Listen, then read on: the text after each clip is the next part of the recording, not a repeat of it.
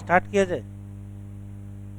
तो last lecture पर हम लोग सेक्स लिंक्ड डिसऑर्डर में वाई लिंक्ड डिसऑर्डर कंप्लीट कर लिए थे। आज हम लोग एक्स लिंक्ड डिसऑर्डर और उससे जुड़े हुए क्वेश्चन दोनों चीज देखेंगे, तभी पेडिग्री एनालिसिस समझ में आएगी। तो हेडिंग डालें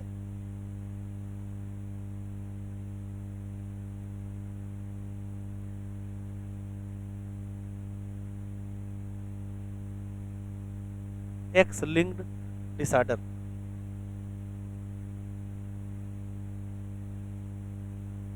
एक्स लिंक्ड डिसऑर्डर। जरा दो तीन चीजें पहले सुन लीजिए फिर लिखिएगा। ऐसा कोई भी डिसऑर्डर या डिजीज जिसका जीन एक्स क्रोमोसोम पर पाया जाए उसको हम लोग एक्स लिंक्ड डिजीज या डिसऑर्डर कहेंगे।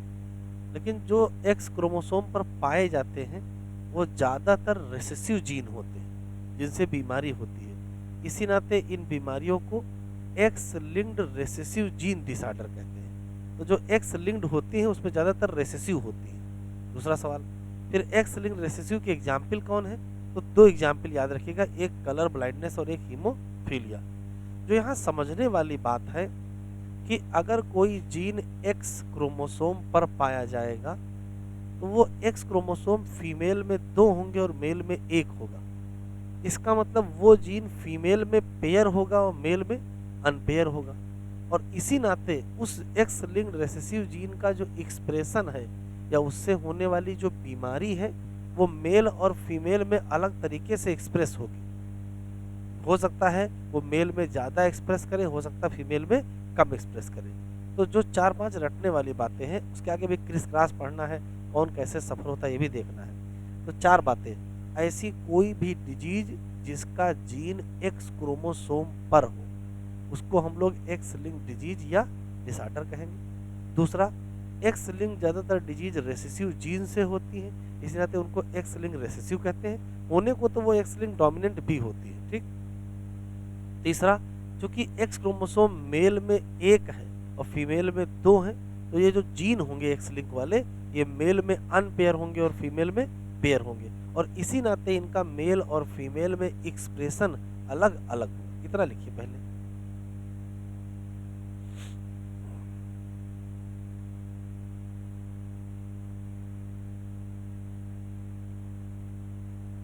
Gene for X linked disease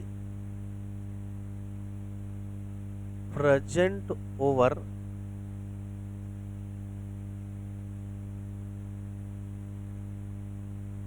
x chromosome.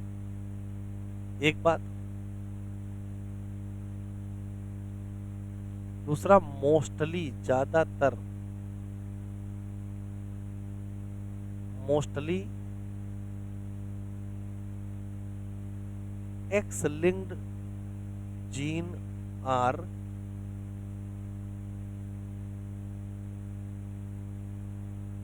Recessive gene. इसी नाते इनसे जो डिजीज होती है उसको कहते हैं एक्स लिंक्ड रेसेसिव डिजीज, ठीक। और एक्स लिंक रेसेसिव डिजीज में 2 एग्जाम्पल याद रखना है। एक याद रखिएगा हीमोफीलिया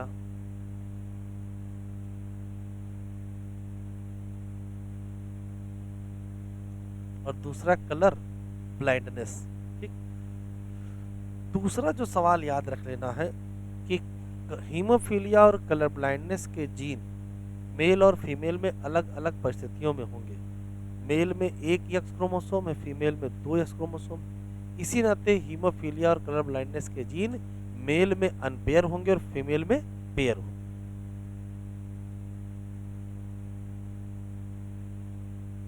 मेल है 1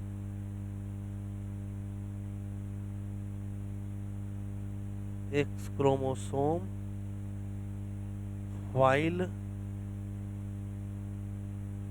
फीमेल है 2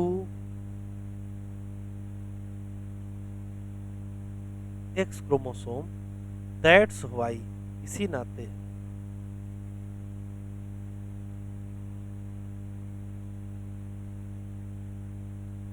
gene of X linked recessive disease like hemophilia and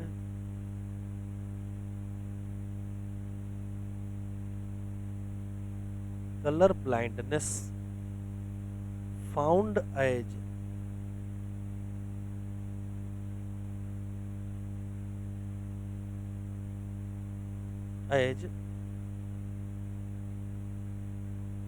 unpaired gene in male while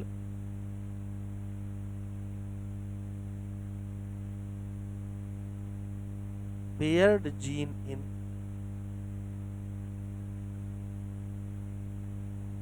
female. और इसी नाते दोनों का एक्सप्रेशन क्या डिफरेंट है। thus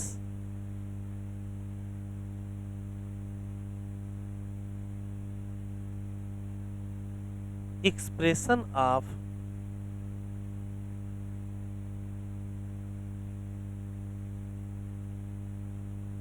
X-linked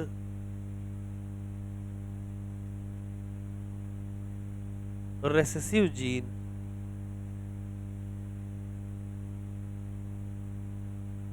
are different in male and female।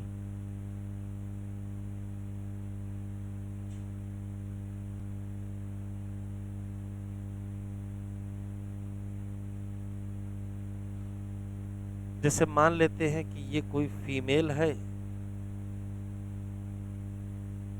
तो पहले से ही पता है कि फीमेल में 2 एक्स क्रोमोसोम पाए जाते हैं। एक एक्स क्रोमोसोम ये है, दूसरा एक्स क्रोमोसोम ये है। तो हीमोफीलिया और कलर ब्लाइंडनेस के मामले में जो जीन होता है, अच्छा एक बात ध्यान रखिएगा, चाहे क्वेश्चन हीमोफीलिया का पूछे और चाहे कलर ब्लाइंडनेस का पूछे, आप कैपिटल एच स्मॉल एच से ही निकालेंगे, क्योंकि लिख के आंसर तो बताना नहीं, आपको आंसर निकालना है। कुछ लोग कलर ब्लाइंडनेस में कैपिटल सी स्मॉल सी से निकालते हैं, तो capital H capital C small C के चक्कर में न रहिएगा, सारे question capital H small H से ही निकालिएगा।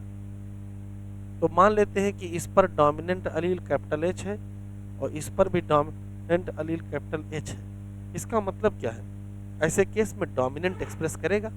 भाई यहाँ इस क्रोमोसोम पर भी डोमिनेंट है, इस क्रोमोसोम पर भी डोमिनेंट, तो डोमिनेंट एक्सप्रेस करेगा। ऐसा हो सकता है कि यहाँ डोमिनेंट हो और यहाँ हेट्रोजाइगस पेयर हो जाएगा, तो भी डोमिनेंट ही तो एक्सप्रेस करेगा।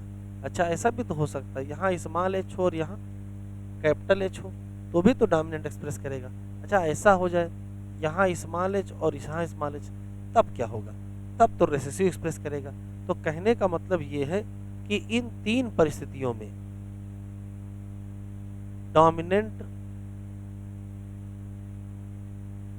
एक्सप्रेशन होगा,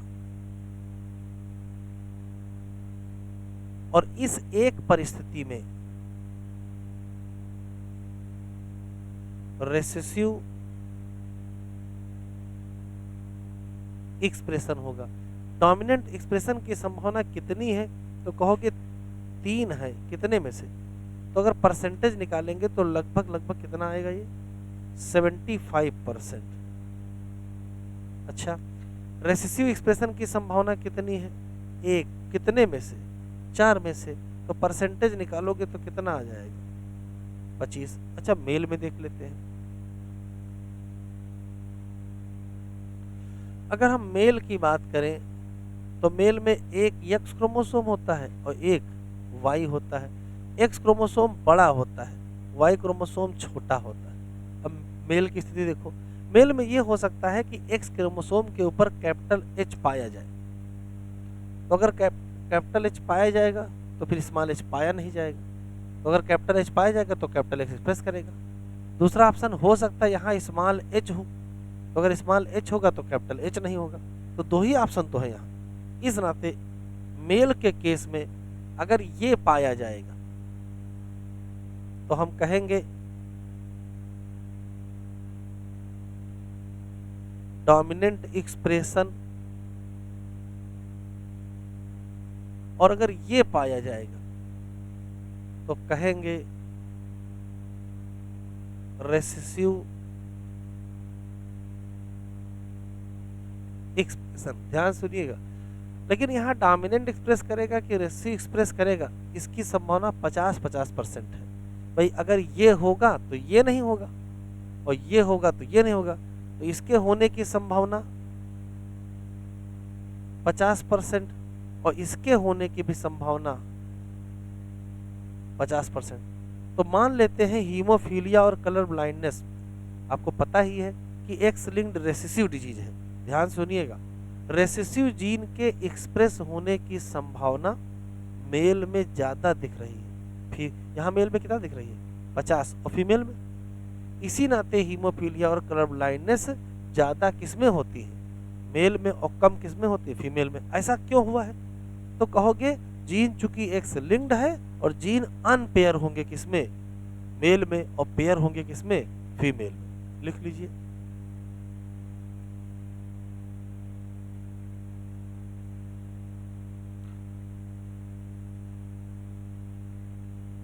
एक्स लिंक्ड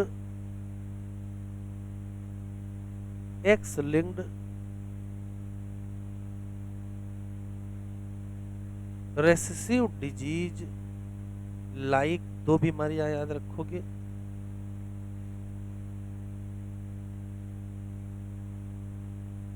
हीमोफीलिया एंड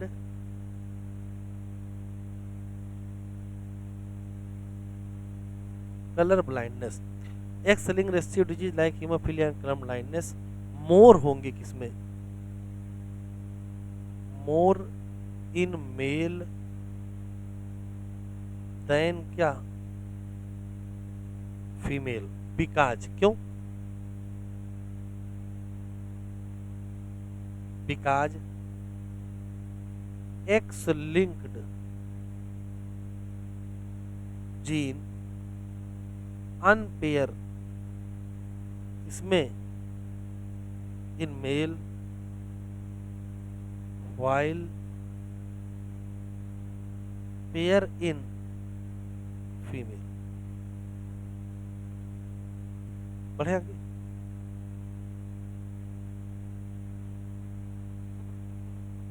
तो अगर हम फीमेल की बात करेंगे तो फीमेल में 3 संभावनाएं हैं हम लोगों के पास। एक संभावना यह है कि देखो फीमेल में 2 एक्स क्रोमोसोम तो होते ही हैं, लेकिन जरा देख लो, हो सकता है दोनों एक्स क्रोमोसोम पर कैपिटल एच हो सकता है एक पर कैपिटल एच हो, दूसरे पर स्मॉल एच हो हो सकता है दोनों पर। 3 ही संभावनाएं तो हैं, चौथी तो है नहीं।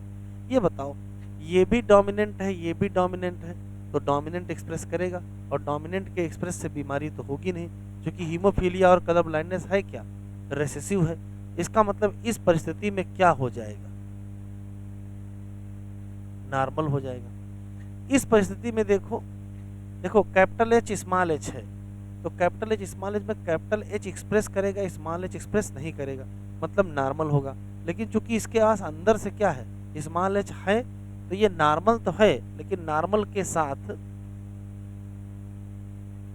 इसी को कैरियर भी कहते हैं। अच्छा, इस केस में देख लो, इस केस में स्थिति ये है कि भाई देखो ये भी रेसेसिव, ये भी रेसेसिव, होमोजाइगस रेसेसिव है, तो रेसेसिव जीन एक्सप्रेस कर जाएगा, और हम कहेंगे सफर है। सफर कहो, इसी को इफेक्टेड भी कहते हैं।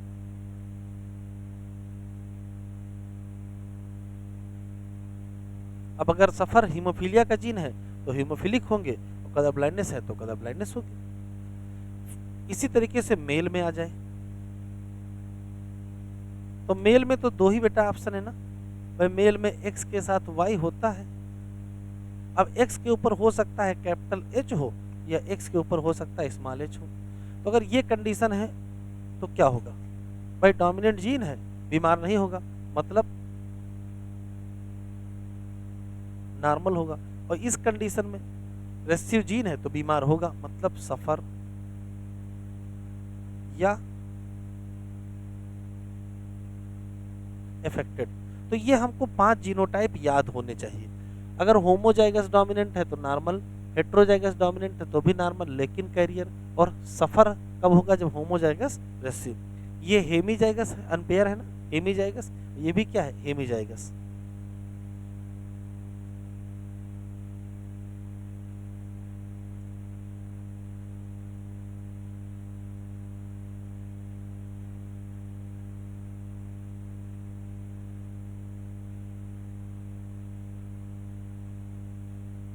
एक कॉन्सेप्ट देख लीजिए, जैसे मान लेते हैं कि ये मदर है और ये फादर है, तो मदर के पास बेटा क्या होगा, 2 एक्स होंगे, और फादर के पास होगा क्या, एक्स और वाई होंगे। और मान लेते हैं कि इनके क्रॉस से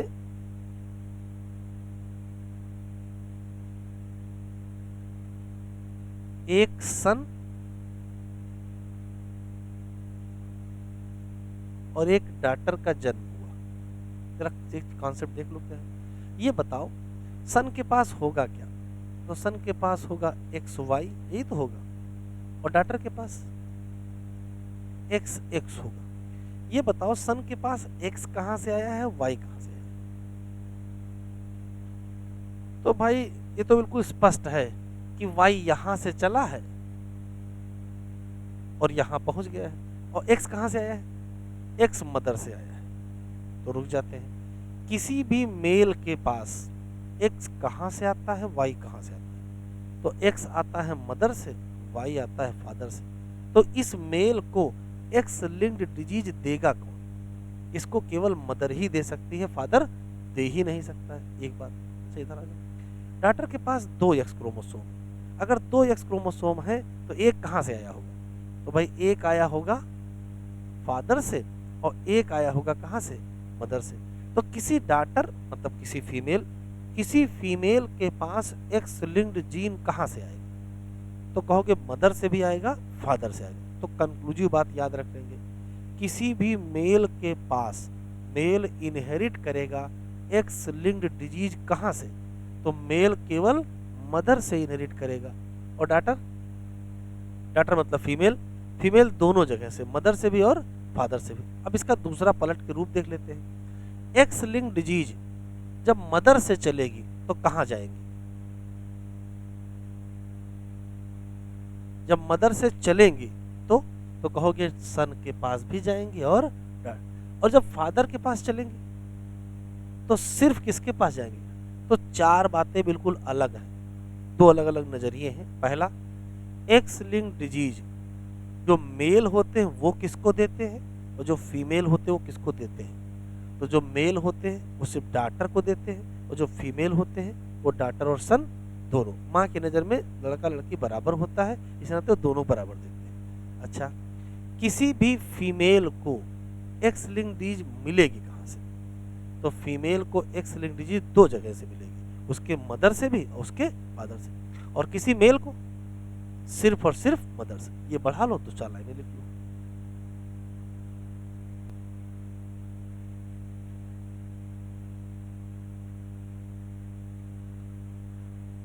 लिख लीजिए, inheritance of X linked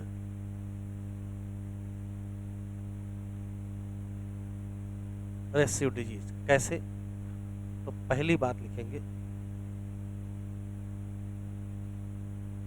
mail transfer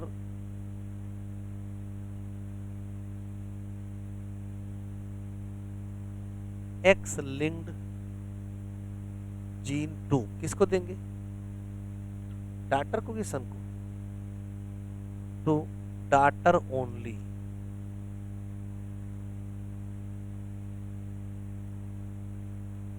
दूसरा,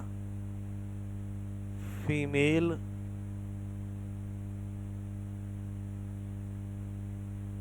transfer X linked gene to, किसको? टू डॉटर एंड सन, दोनों को। ठीक, फिर आएगा जो सन है वो इनहेरिट करेगा एक्स लिंक जीन, कहां से? तो केवल मदर से, जीन फ्रॉम ओनली क्या? मदर। अच्छा, जो डॉटर है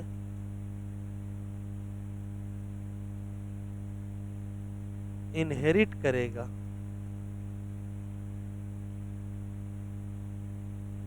देवांश, सुनो, लिख लो, तुम्हें लिखा नहीं है। Inherit x link gene from both mother and father.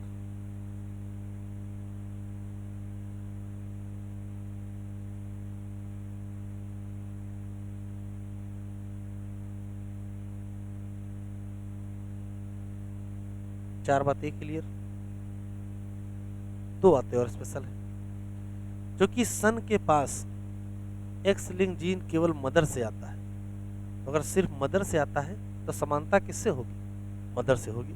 तो सन की समानता अक्सर किससे होती है? मदर से। और डॉटर की समानता किससे होती है? फादर से। इस प्रकार के इनहेरिटेंस को कहते हैं एक्स लिंक इनहेरिटेंस को क्रिस क्रॉस इनहेरिटेंस। ऐसे समझ लीजिए, जैसे मान लेते हैं कि यहां लिख लिया मदर, यहां लिख लिया फादर, यहां लिख लिया सन, और यहां लिख लिया डॉटर। तो होता क्या है कि मदर की समानता सन से हो जाती है। पलट के लिख लेते हैं, इधर लिख लेते हैं डॉटर, और इधर लिख लेते हैं सन, और ये ऐसे होता है। मतलब मदर की समानता किससे होती है? सन से। और फादर की समानता किससे होती है? डॉटर से। इसको कहते हैं क्या? Criss cross inheritance. एक बार ये ऐसे ही बन के एग्जाम में आया है और पूछा था ये कौन सा इनहेरिटेंस है, तो ये एक्स लिंक्ड रेसेसिव इनहेरिटेंस है। एक और लाइन लिख लीजिए,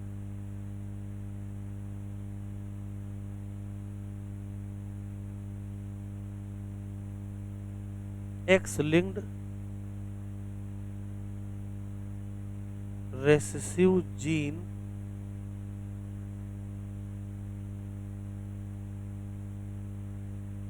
inheritance show criss cross inheritance. Criss cross inheritance, इसका मतलब होता है इट मीन्स क्या? सन रिजेंबल विद मदर। क्यों? सन के पास जीन तो मदर से ही केवल आएगा, रिजेंबलेंस उसके वहीं से होनी ही है। And daughter resembles with father. जबकि डॉटर के पास तो एक्स लिंक दोनों जगह से आता है, फिर भी रिजेंबलेंस केवल फादर से होता है। क्यों? अभी समझ में आ जाएगा।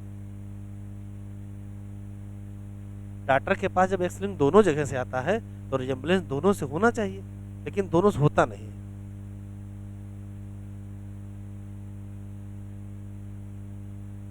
लिख ले,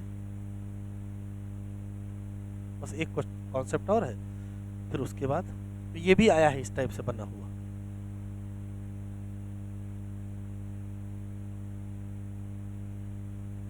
बड़े बेटा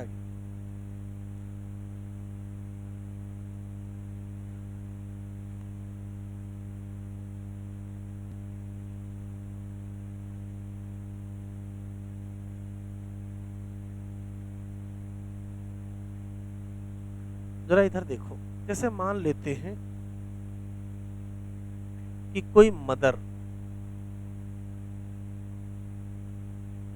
हीमोफिलिक है। हीमोफिलिक होने का मतलब है कि स्मॉल एच है, और फादर नॉर्मल है। नॉर्मल का मतलब ये है, अभी समझ में आ जाएगा। अब देखना, अगर डॉटर का जन्म होगा,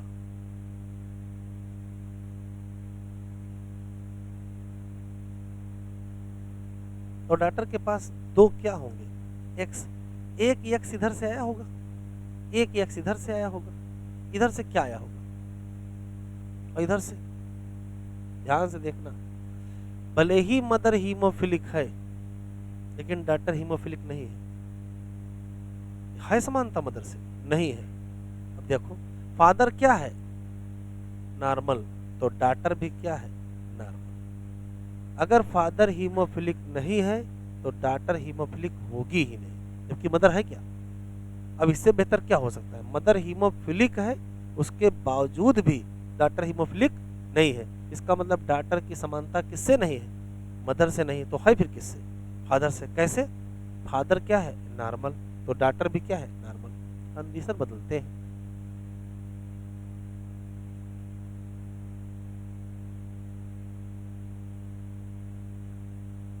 मदर हीमोफिलिक नहीं है, मदर है नॉर्मल, और इस कंडीशन में है, इस कंडीशन में, ठीक है। अब देखना, फादर हीमोफिलिक है, क्रॉस नहीं बताना है, तो हीमोफिलिक होने का मतलब क्या है, ऐसा है ना, ठीक है। मान लेते हैं कि फिर से डॉटर का जन्म, ये बताओ, तो डॉटर के पास क्या संभावना है, दो संभावनाएं हैं भाई। डॉटर के पास दो यक्स होंगे, इधर से हो सकता है कैपिटल एच आ जाए, ऐसा हो सकता है, और इधर से हो सकता, इधर से हो सकता क्या, आने आना स्मॉल एच। एक ऑप्शन ये है, और देखो दूसरा ऑप्शन ये भी तो है, ये सकता है इधर से क्या आ जाए, स्मॉल एच, और इधर से तो स्मॉल एच आना ही आना है। अब देखना, फादर सफर है तो डॉटर सफर हो सकती है, डॉटर सफर हो सकती है। मदर से फिर रिजेम्बलेंस नहीं है, ये नॉर्मल है उसके बावजूद ये सफर हो सकती है, ये नॉर्मल है उसके बावजूद डॉटर सफर हो सकती है। तो फिर से समानता किससे मिली, फादर सफर था तो डॉटर सफर हो गई। तो घुमा फिरा करके बात जो पीछे लिखे हो क्या, कि सन के पास एक्स लिंक कहाँ से आता है, मदर से, तो कन्फर्म मदर से समानता होती है, उसमें कोई शक नहीं। डॉटर के पास कहाँ से आता है, आता तो दोनों जगह से है, लेकिन उसका जो एक्सप्रेशन होता है वो किसके जैसा होता है, फादर के जैसा होता है। इसी नाते डॉटर की समानता किससे होती है, फादर से। सन की समानता मदर से, डॉटर की समानता फादर से। इसी को कहते क्या है, क्रिस क्रॉस इनहेरिटेंस। अब कंक्लूसिव लाइन बता दीजिए। अगर हम चाहते हैं कि कोई डॉटर सफर हो तो उसकी क्या शर्त है, तो फादर तो सफर होना कंपलसरी है, मदर कम से कम कितनी हो, करिए। अच्छा, अगर किसी सन को सफर करना चाहते हो, देख लेते हैं, जल्दी ना करो।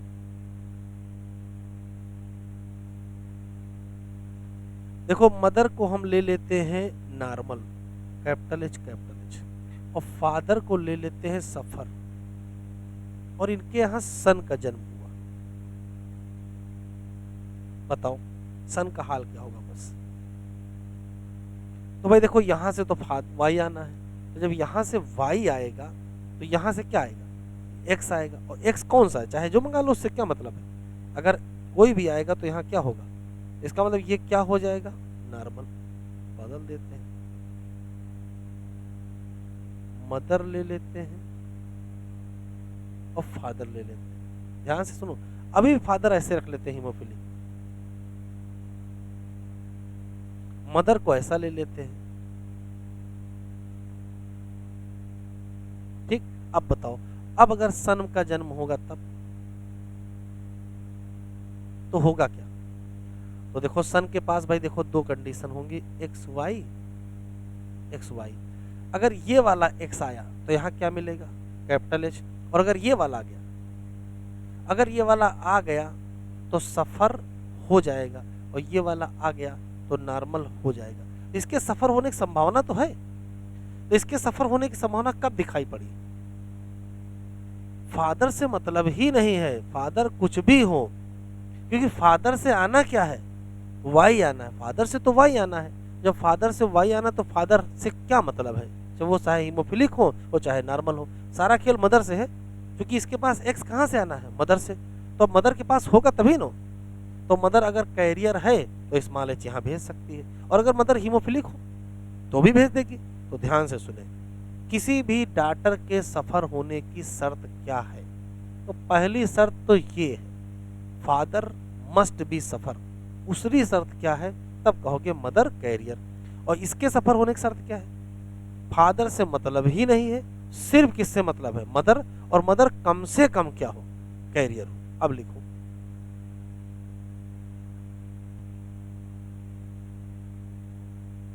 लिखे?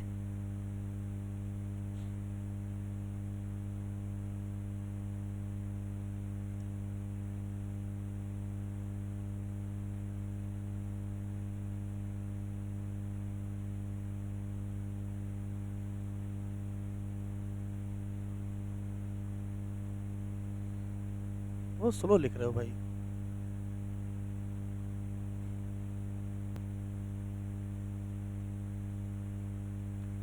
चलिए लिख लीजिए।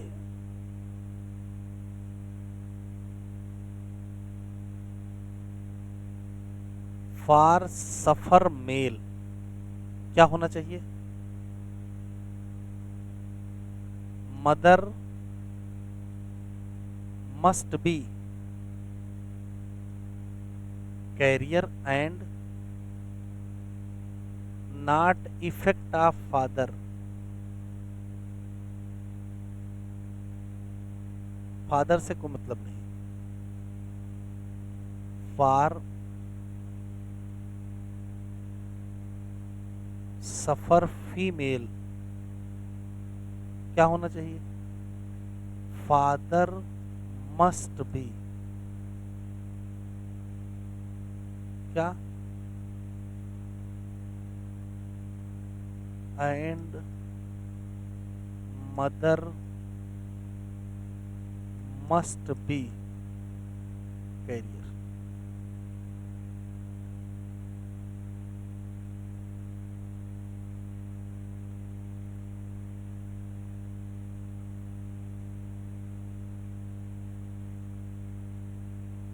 क्वेश्चन लिखें।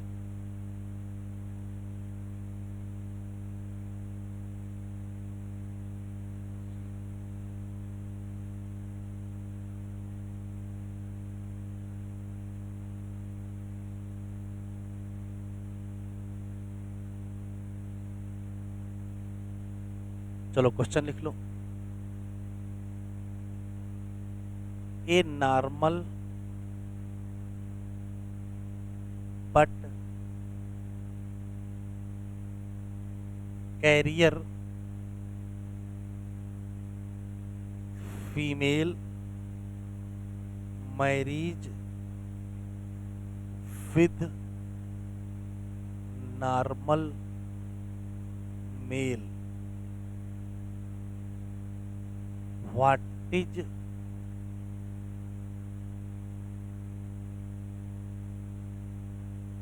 possibility that their child not suffer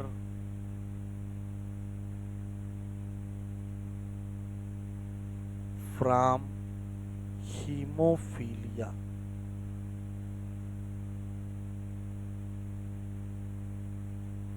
तो जो कॉन्सेप्ट हीमोफीलिया में लगेगा वही कॉन्सेप्ट सिकल सेल उसमें कलर ब्लाइंडनेस में लगेगा।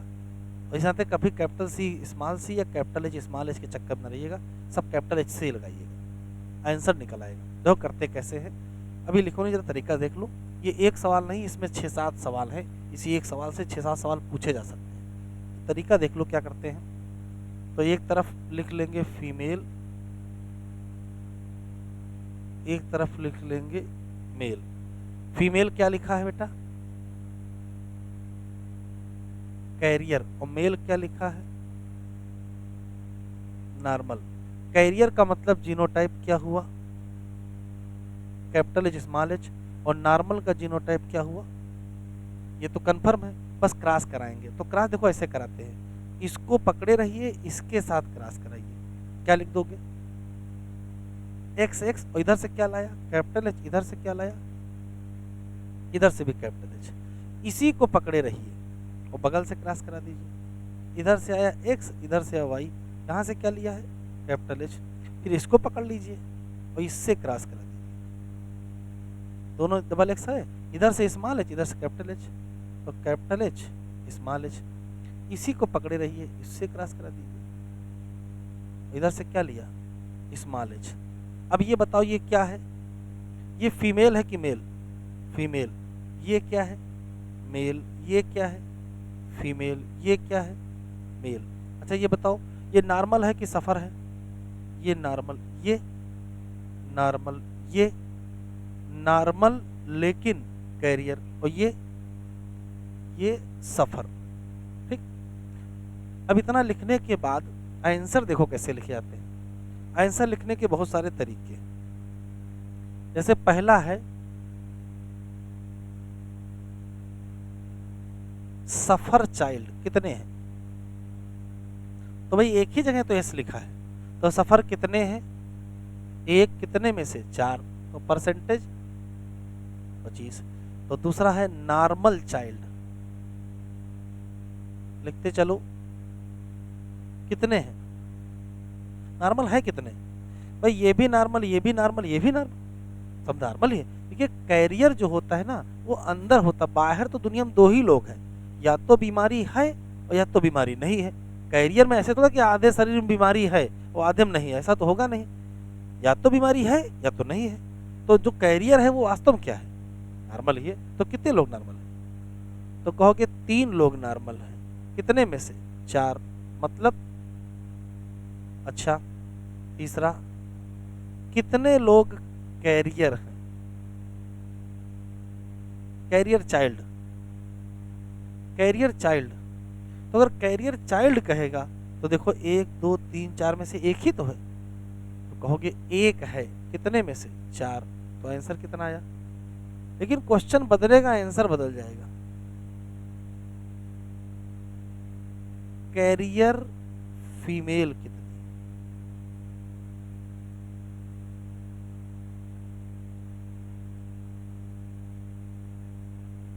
कैरियर फीमेल कितनी है?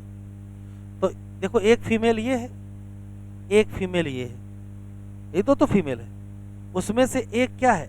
कैरियर है। तो कैरियर फीमेल एक है, कितने में से? 4 में से कि 2 में से?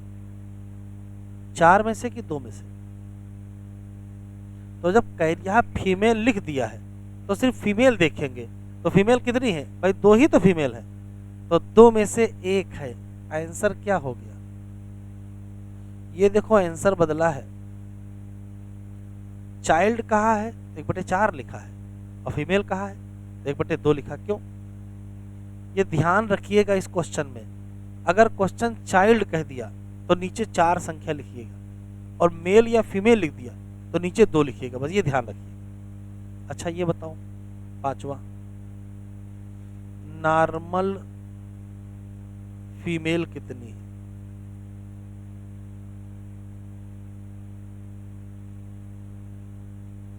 देखो जल्दी आंसर देने से आंसर सही नहीं होता है, सोच समझ के आंसर देना है। तो ये फीमेल नॉर्मल, ये फीमेल नॉर्मल, तो कहोगे 2 नॉर्मल हैं, कितने में से? 2 में से, 2 ही तो हैं। तो 2 में से 2 का मतलब क्या हो गया? 100%। तो छठा सवाल, सफर फीमेल। अब जब नॉर्मल 100% है तो सफर कितने हो जाएंगे? सफर अपने आप 0% हो जाएंगे। अच्छा, नॉर्मल मेल। तो भाई देखो एक मेल ये है, एक मेल ये है, दो में से एक ही तो नॉर्मल है, तो एक नॉर्मल है कितने में से, दो में से, मतलब 50%। और सफर मेल कितने, तो भाई एक ही सफर तो है, एक सफर है दो में से, एक सफर है दो में से, तो क्या कहोगे, 50। अब ध्यान देना, सफर मेल पूछा तो आंसर कितना आया, और सफर चाइल्ड पूछा तो क्यों, जब चाइल्ड कह दिया तो नीचे 4 लिखा है, और जब मेल कह दिया नीचे 2 लिखा। बस आंसर लिखने में सावधानी रखिएगा, क्वेश्चन करना सबसे आसान है, बस दिमाग लगाना आंसर में है। तो ये एक सवाल नहीं था, ये 8 सवाल थे।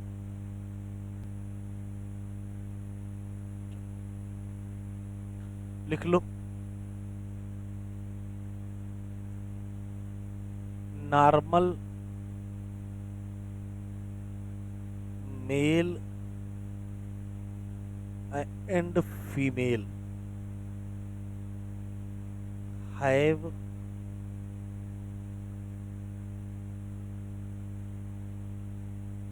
Colour blind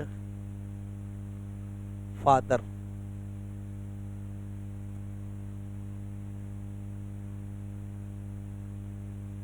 What is possibility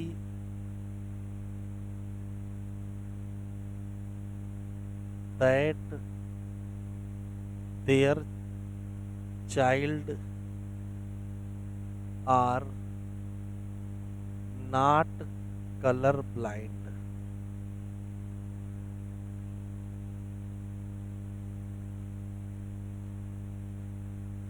तो कह रहा है कि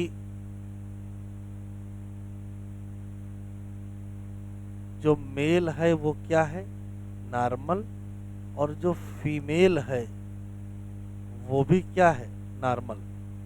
लेकिन मेल के जो फादर हैं और फीमेल के जो फादर हैं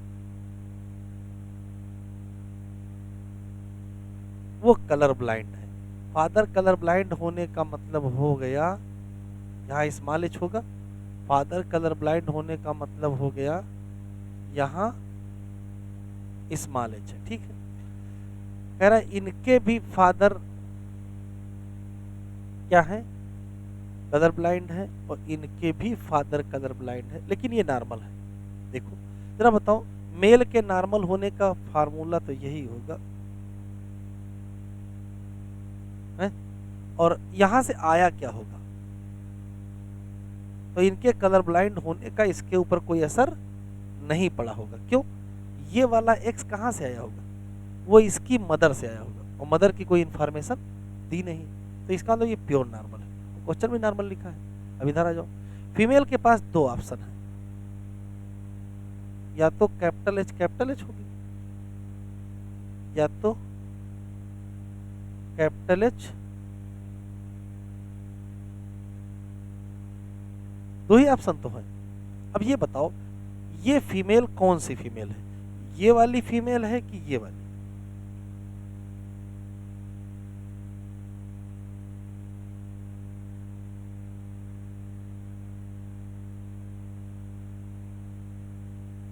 इसे सुन लो।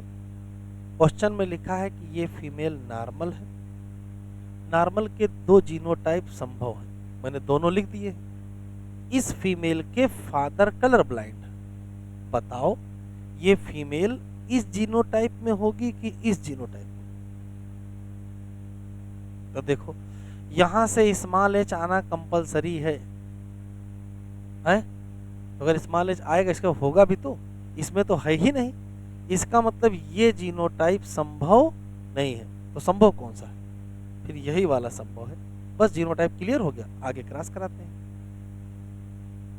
इसका इससे क्रॉस कराए, क्या लिखोगे, दोनों तरफ एक्स लिखोगे, यहां भी कैपिटल एच, यहां भी कैपिटल एच। इसका इससे करा दो,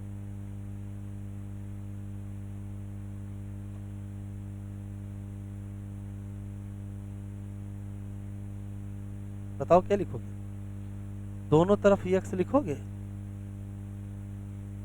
यहां कैपिटल एच, यहां स्मॉल एच, फिर इसका इससे क्रॉस कराओगे, एक्स वाई लिखोगे, यहाँ कैपिटल एच, और इसका इससे क्रॉस कराओगे, फिर एक्स वाई लिखोगे, यहाँ स्मॉल एच। ये क्या है? फीमेल, लेकिन ये क्या है? ये भी फीमेल लेकिन नॉर्मल, लेकिन कैरियर। ये क्या है? मेल लेकिन नॉर्मल। ये क्या है? मेल लेकिन सफर। कह रहा है कलर ब्लाइंडनेस ना हो, कलर ब्लाइंडनेस ना हो मतलब नॉर्मल चिल्ड्रन, यही तो है। बताओ नॉर्मल चाइल्ड कितने हैं? ये नॉर्मल, ये नॉर्मल, ये नॉर्मल, 3 नॉर्मल। कितने में से? 4। तो फिर सफर चाइल्ड कितना? 1, 4 में से। आपको आश्चर्यजनक नहीं लग रहा कि ना तो इनको बीमारी है और ना इनको बीमारी है और बच्चे की बीमारी हो गई? ये कैसे संभव है? तो ये ऊपर से पता चल रहा है कि उनके मदर फादर में से फादर को बीमारी थी। तो ये देखिए क्वेश्चन का पैटर्न क्या है। उसने क्या किया है, इनकी सूचना दी है और इनकी सूचना पूछी है। तो हमें पहले इनका जीनोटाइप फाइनल करना पड़ेगा ना। तो यहाँ से हमने फादर से इनका जीनोटाइप फाइनल कर लिया और उसके बाद क्रॉस करा के रिजल्ट निकाल लिया।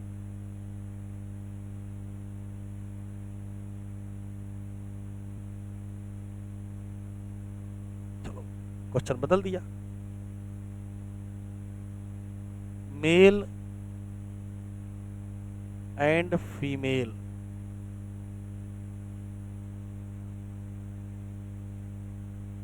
both have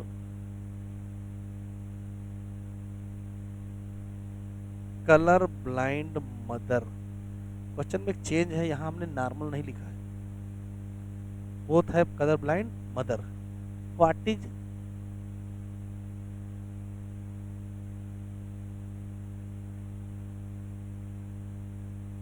possibility that their child are color blind? फिर वही तरीका है जैसे हम करते हो वैसे देखो। पहले लिख लिया इधर मेल, इधर लिख लिया क्या? फीमेल।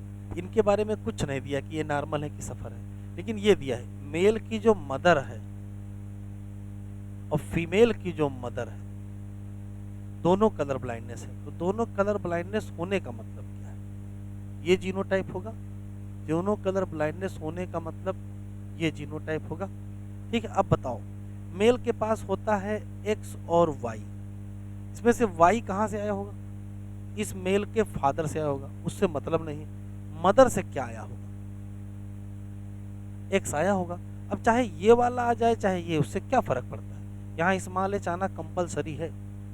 अब यहाँ आ जाओ, फीमेल के पास 2 यक्स होंगे। अब जब 2 यक्स हैं तो 1 यक्स तो यहाँ से आया ही होगा, नहीं आएगा?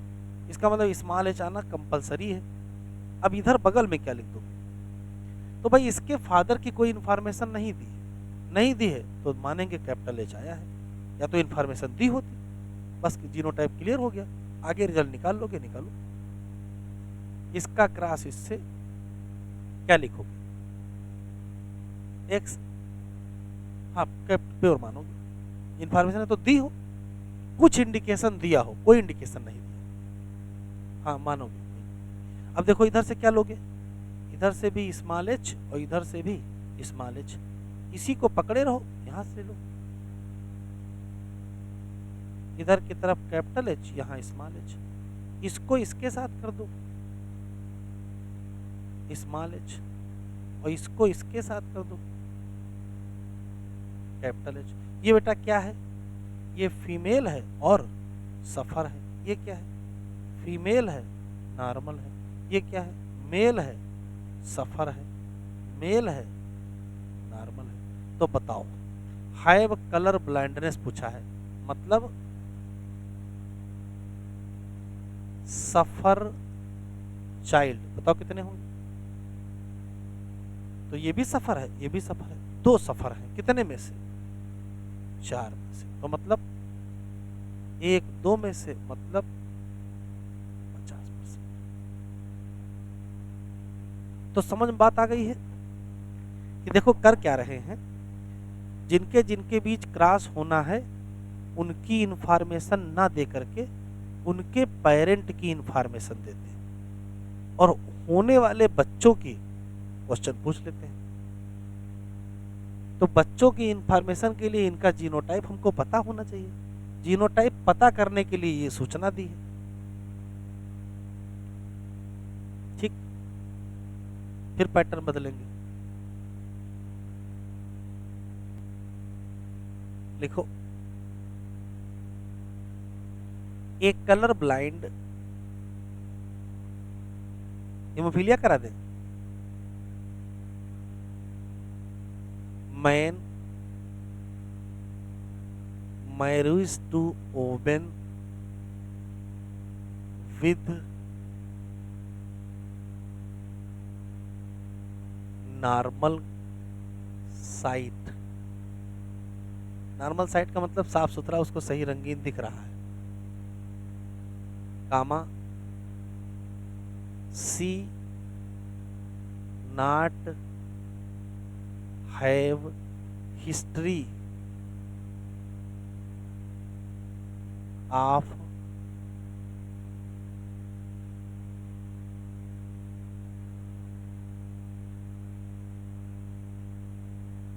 Colour blindness in his family. अरे हर कर लो, हर कर देने से आंसर नहीं बदलेगा। In her family what is possibility of their grandson of their grandson being colorblind।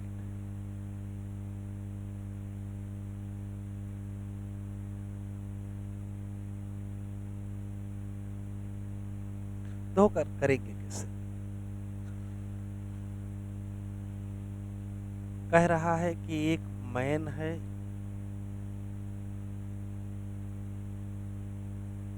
एक वुमेन है। मैन कैसा है? कलर ब्लाइंड, तो जीनोटाइप तो कंफर्म है ना यही। वुमेन कैसी है? नॉर्मल। तो जब वुमेन नॉर्मल है तो 2 जीनोटाइप संभव है, या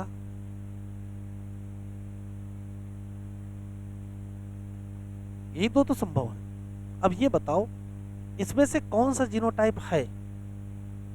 तो उसने इंडिकेशन दे दिया, कह रहा है इनके खानदान में कोई किसी को कलर ब्लाइंडनेस नहीं है। तो अगर किसी को कलर ब्लाइंडनेस नहीं होगी तो इसके पास फिर ये जीनोटाइप हो नहीं सकता है। इसका मतलब ये जीनोटाइप नहीं हो सकता है, तो ये पक्का है। अब जीनोटाइप पक्का हो गया। ठीक, कह रहा है कि इन दोनों की शादी हुई।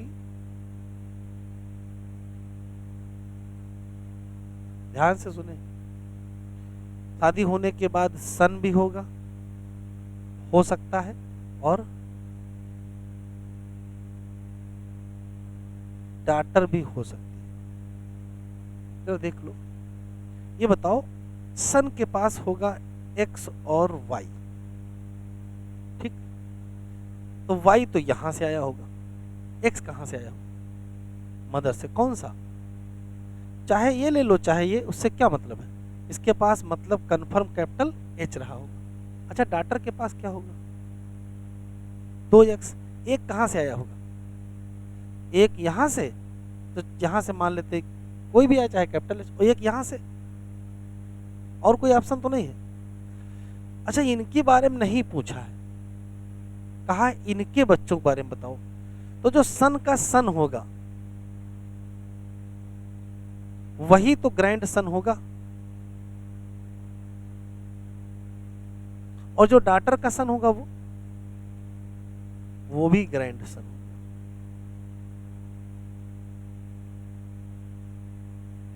ये भी ग्रैंड सन है, ये भी ग्रैंड सन है। बताओ इसके पास होगा क्या? इसके पास से जो है वो यहां भेजेगा और इसके पास से कोई मतलब नहीं, तो ये कैसा होगा?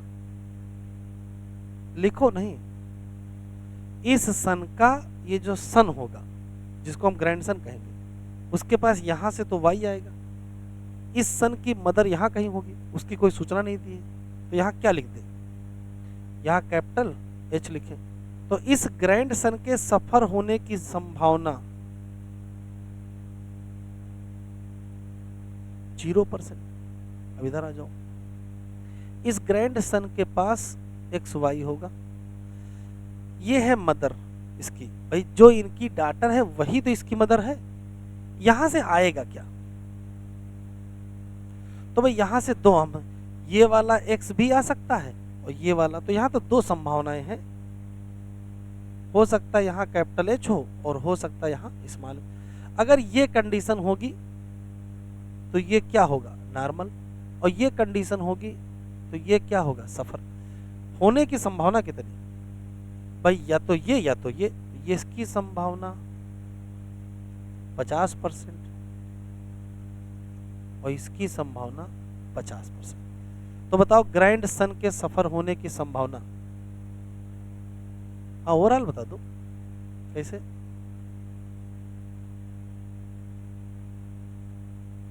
अगर इससे गुणा कर दोगे तो 0 हो जाएगा,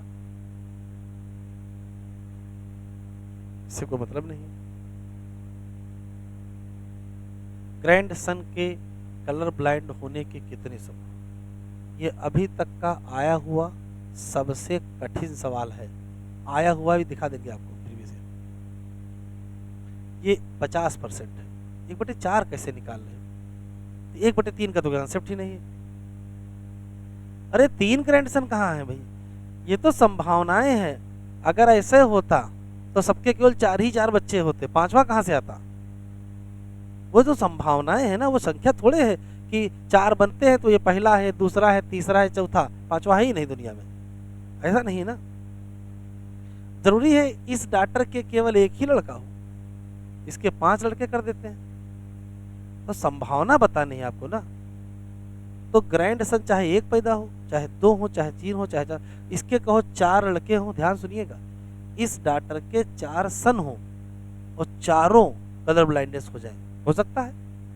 एक को कलर ब्लाइंडनेस होगी, दूसरे को हो सकती थी। अब ऐसे तो कि पहले वाले को हो गई है, मतलब पहला वाला नॉर्मल पैदा हो गया तो अगला वाला यही पैदा होगा, ऐसा तो है नहीं। ऐसा है? ऐसा नहीं ना। तो बताओ ग्रैंड सन में कलर ब्लाइंडनेस या हीमोफीलिया होने की संभावना कितनी? तो आंसर कितना देंगे? 50%। ये अभी तक का आया सबसे बढ़िया सवाल था। लिखो और कर लो, बस बहुत टाइम लग गया भाई। लिख लिया?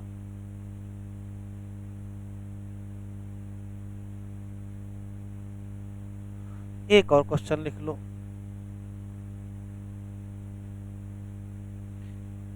Haemophilic girl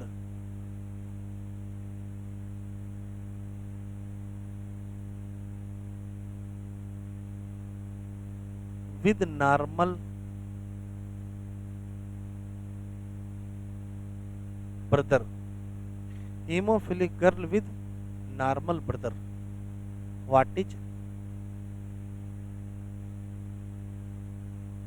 what is genotype of hemophilia? What is genotype of parent about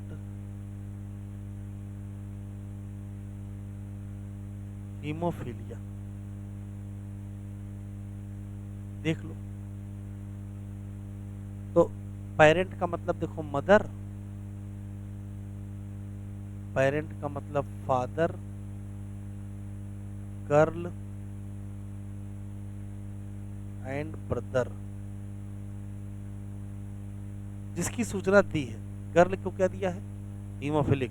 तो अगर गर्ल हीमोफिलिक है इसका मतलब स्मॉल एच, और ब्रदर नॉर्मल है क्या मतलब कैपिटल एच। अब देखो, मदर के पास 2 एक्स क्रोमोसोम होंगे और फादर के पास 1 XY होगा, जो जहां से आए उसको वहीं पहुंचाओ। देखो, ब्रदर के पास 1 Y है, 1 X, कहां से आया होगा? तो भाई ये आया है कहां से? फादर के, और ये आया है कहां से? मदर से। ये आया है मदर से, पूछा तो यहाँ क्या लिख दे भाई? यहाँ लिख देंगे कैपिटल एच, और ये वहां पहुंचा दिया। अच्छा, इसके पास 2 एक्स हैं, कहां से आया होंगे? एक आया है मदर से और एक आया है फादर से। तो ये वाला हमने मदर के पास पहुंचा दिया स्मॉल एच, और ये वाला हमने फादर के पास पहुंचा दिया स्मॉल एच। बस कंफर्म हो गया। क्या जीनोटाइप मिले? फादर सफर मिले और मदर कैरियर।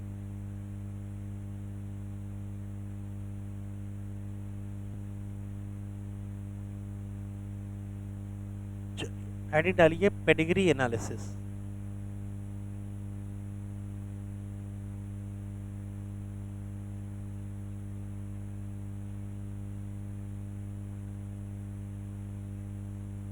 Pedigree analysis.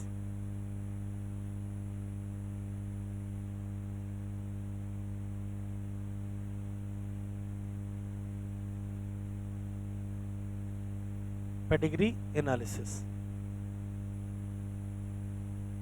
सुन लीजिए। पेडिग्री शब्द का शाब्दिक मतलब क्या होता है? शब्द का कोई शाब्दिक मतलब होता ना। एनालिसिस का मतलब तो पता है ना, तो पेडिग्री मतलब पहले पता चले। तो पेडिग्री शब्द का शाब्दिक मतलब होता है फैमिली हिस्ट्री, वंशावली हिंदी में कहते हैं। ध्यान से सुनिएगा, जब कभी किसी भी फैमिली में उसकी फैमिली हिस्ट्री की स्टडी की जाए, इस पर्पस से कि पता किया जाए कि किसी पर्टिकुलर ट्रेट का इनहेरिटेंस का पैटर्न कैसा है। हिंदी में सुन लेते फिर से। पेडिग्री एनालिसिस क्या है? तो कहोगे स्टडी करो फैमिली हिस्ट्री की, किसके बारे में? About inheritance of particular trait in family. किसी फैमिली में किसी पर्टिकुलर ट्रेट के इनहेरिटेंस की स्टडी करने के लिए उनकी हिस्ट्री की स्टडी करो, तो उसी को कहते हैं पेडिग्री एनालिसिस। एक बात। दूसरा सवाल ये है कि क्या एनालिसिस करते हैं? तो एनालिसिस करते हैं किसी भी पर्टिकुलर डिजीज के इनहेरिटेंस के पैटर्न को, कि कहीं क्रिस क्रॉस तो नहीं है। अच्छा, और क्या करते हैं? ये पता करने का प्रयास करते हैं कि जो बीमारी है वो डोमिनेंट जीन से हो रही है कि रिसेसिव जीन से हो रही है। ये पता करने का प्रयास करते हैं कि वो ऑटोसोम से जुड़ी बीमारी है कि वो सेक्स लिंक्स से जुड़ी बीमारी है। पता करके ऐसा करोगे क्या? कोई तो पर्पज होना चाहिए ना। तो पर्पज सुने, जैसे पता चल जाए कि कोई फीमेल कैरियर है हीमोफीलिया के मामले, तो यदि फीमेल कोई कैरियर है तो उसके सन के सफर होने की क्या है? संभावना है, नहीं है? तो अगर उस फीमेल की शादी ना की जाए तो उसकी डेथ के साथ हीमोफीलिया का जीन खत्म हो जाएगा। और अगर उसकी शादी कर दी जाए, तो अगर शादी होने के बाद उसके घर लड़के का जन्म हो गया तो लड़के को हीमोफीलिया हो सकती है। फिर उस लड़के की शादी हो जाए तो उसके आगे फिर चली जाएगी जीन। तो इसका मतलब हीमोफीलिया का जीन इनहेरिट कर जाएगा। तो एक वैज्ञानिक है जिनका नाम फ्रांसिस गाल्टन है। इनको कहा जाता है father of Eugenix. Father of Eugenix कहते क्या है कि यदि जेनेटिक्स की जानकारी का इस्तेमाल करके इंसानों का, ह्यूमन का जीन पूल सही कर लिया जाए। अब जीन पूल सही कैसे करो? तो उनका कहना है कि जो रेसेसिव जीन है उनको एलिमिनेट करो और डोमिनेंट जीन बढ़ाओ। तो कैसे एलिमिनेट करो? तो जिन जिन के पास रेसेसिव जीन है उनकी शादी ना होने दो। जब उनकी शादी नहीं होने दोगे तो उनकी डेथ के साथ वो जीन क्या हो जाएगा, डिस्ट्रॉय हो जाएगा।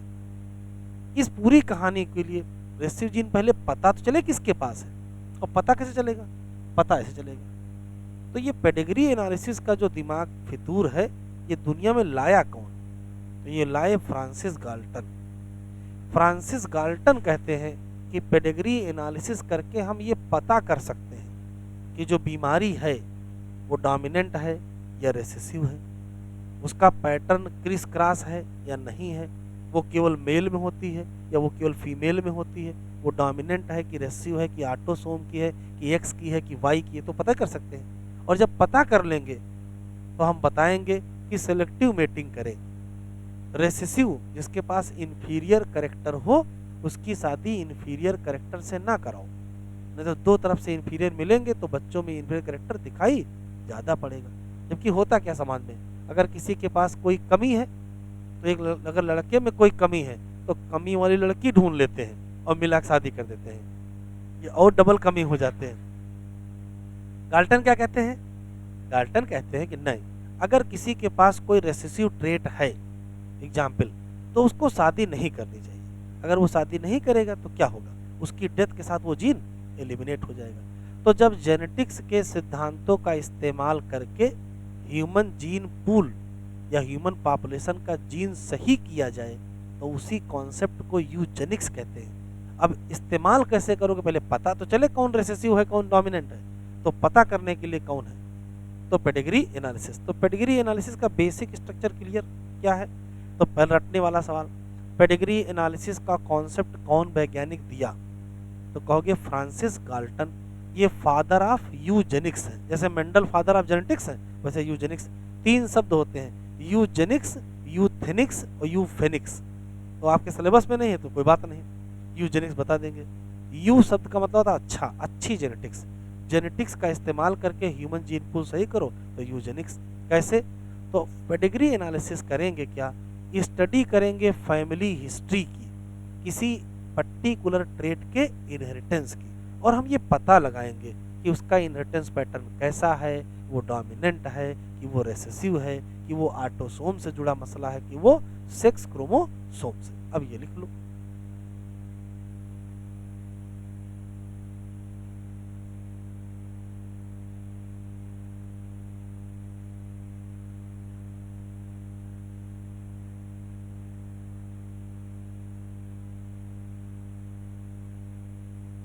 Concept of pedigree analysis given by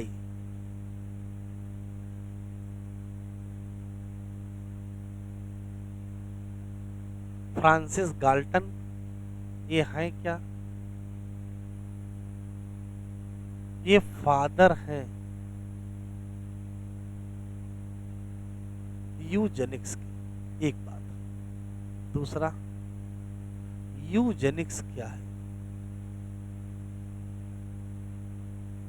तो पढ़ने जा रहे थे पेडिग्री और पढ़ने लगे यूजेनिक्स।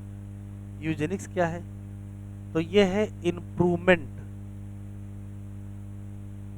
इसका ऑफ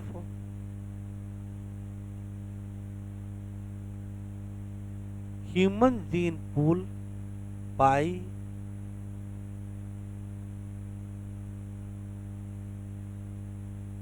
एप्लीकेशन ऑफ जेनेटिक्स। अब कैसे इंप्रूव करोगे ह्यूमन जीन पूल को? तो एलिमिनेट कर दो क्या, रेसेसिव जीन और प्रमोट कर दो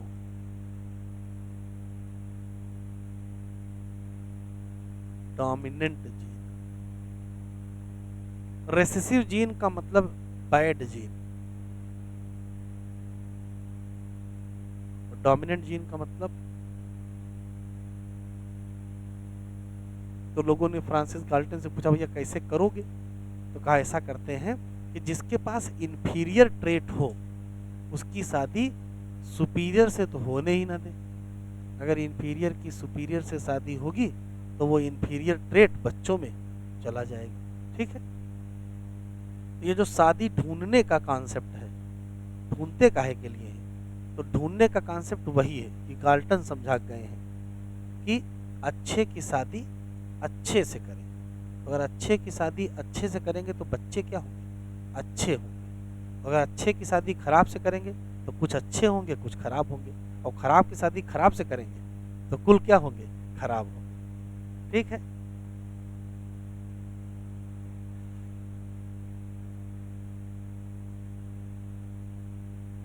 अवॉइड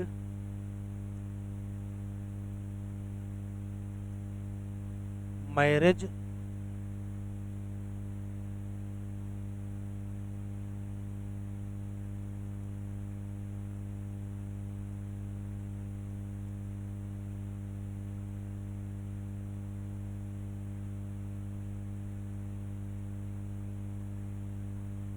सुपीरियर। इंफीरियर की शादी किससे ना होने पर? सुपीरियर। ठीक है। तो ये अंग्रेजों के दिमाग की उपज है और इस पर बहुत एक्सपेरिमेंट किए गए। साइंस में पढ़ रहे हो, और ऐसे हाइपोथेसिस नहीं है कि हाँ सब ऐसे पढ़ाए जा रहे हैं, ऐसे बताए जा रहे हैं। सब चीज एक्सपेरिमेंट के द्वारा सिद्ध है। तो नहीं कहते अच्छे परिवार में शादी करनी चाहिए। ये जो अच्छे परिवार का कॉन्सेप्ट है वो वास्तव में सुपीरियर ट्रेट का कॉन्सेप्ट है। तो ये हो गया यूजेनिक्स। अब आती है pedigree analysis.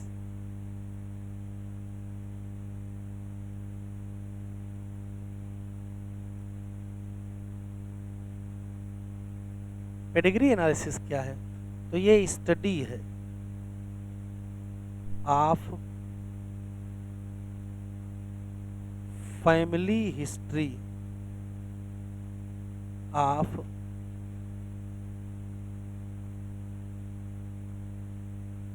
Inheritance of particular trait. किसी पर्टिकुलर ट्रेट के इनहेरिटेंस, मतलब दैट इज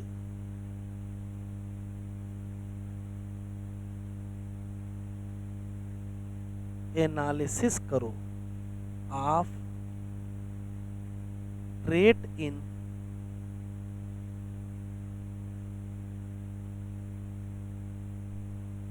सेवरल जनरेशन। अब कैसे एनालिसिस करोगे कई जनरेशन की?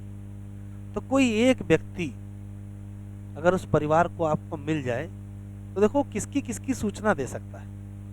वो अपनी सूचना देगा कि हमारे बीमारी थी या नहीं थी, वो अपने मम्मी पापा की दे देगा और उनके मम्मी पापा की भी दे देगा। दो जनरेशन पीछे की जानकारी तो आदमी रहती है। हमारे ग्रैंड फादर और ग्रैंड मदर की स्थिति क्या थी वहां तक की इन्फॉर्मेशन दे सकता ना आदमी कि ना हमको बीमारी थी, लेकिन हमारे मम्मी पापा में से पापा की बीमारी थी और उनके मम्मी पापा में से किसी की बीमारी थी। अच्छा, एक आदमी आगे की भी दो इन्फॉर्मेशन दे सकता है, ना हमारे बच्चों में किसी की बीमारी थी और ना उनके बच्चों। तो एक व्यक्ति के पास 5 जनरेशन की इन्फॉर्मेशन होती है, अपनी, पीछे की दो और आगे की दो। और 5 जनरेशन सफिशियंट है किसी पर्टिकुलर फैमिली में एनालिसिस करने के लिए। तो कई जनरेशन में एनालिसिस करते हैं। अब ठीक है, कोई एक व्यक्ति मिल गया, उससे आपने पूछना शुरू किया कि बताओ तुमको हीमोफीलिया है? बोला नहीं है।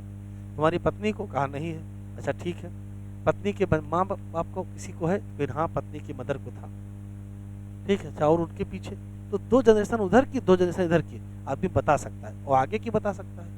ऐसे पूरा वो बताएगा तो आप लिखोगे, साइंटिस्ट तो लिखोगे कैसे? तो जो वो बताता जाएगा उसको लैंग्वेज में नहीं लिखते हैं, उसको सिंबल के फॉर्म में लिखते हैं। तो एनालिसिस करने से पहले जो व्यक्ति आपको बताएगा, सूचना देगा, उसको लिखोगे कैसे? तो उसको सिंबल के फॉर्म में लिखोगे। अब कैसे सिंबल के फॉर्म में लिखोगे वो पहले देखिए, एनालिसिस तो बाद की बात है। शुरू करें? शुरू करें? देखो, तो एक लाइन लिख लीजिए, फॉर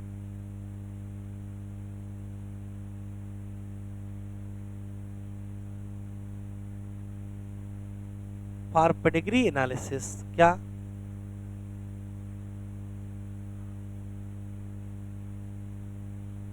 सेवरल सिंबल यूज।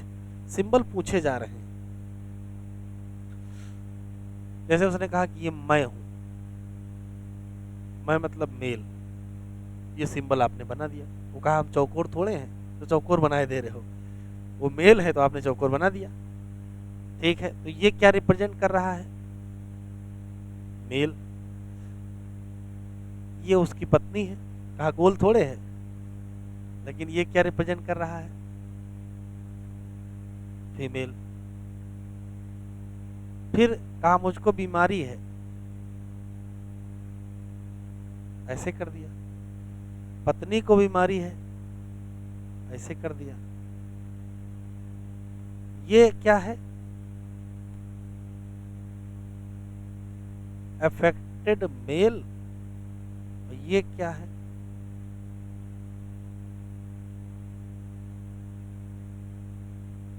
फिर ये दोनों क्या है? ये मेल क्या है और ये फीमेल क्या है? नॉर्मल। अच्छा, ऐसे आपने बना दिया। कहा ये ऐसे हमारे घर में तो कोई है ही नहीं इस टाइप का। तो ये जब कोई सेक्स ना बताया जाए कि मेल है कि फीमेल है, ये है क्या?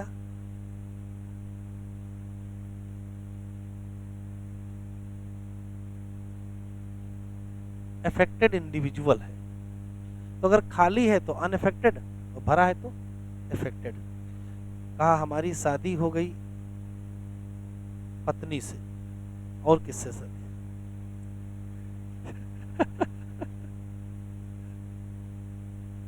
तो शादी हो गई तो एक ये लाइन ध्यान सुनिएगा, ये जो ये लाइन है, ये लाइन ये इंडिकेट करती है मैरिज।